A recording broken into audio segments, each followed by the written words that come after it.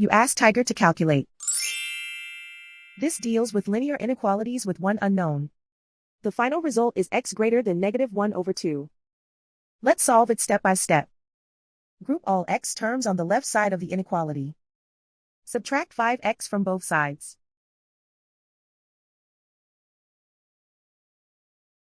Simplify the arithmetic.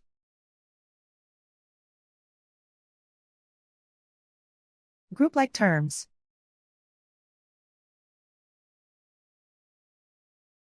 Simplify the arithmetic.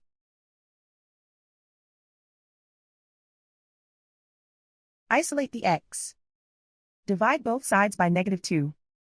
Whenever you multiply or divide by a negative, reverse the inequality sign.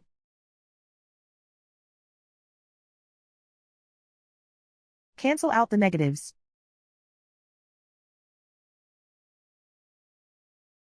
Simplify the fraction.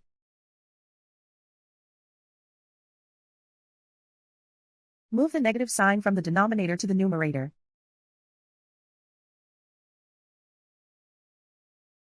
Plot the solution on a coordinate grid.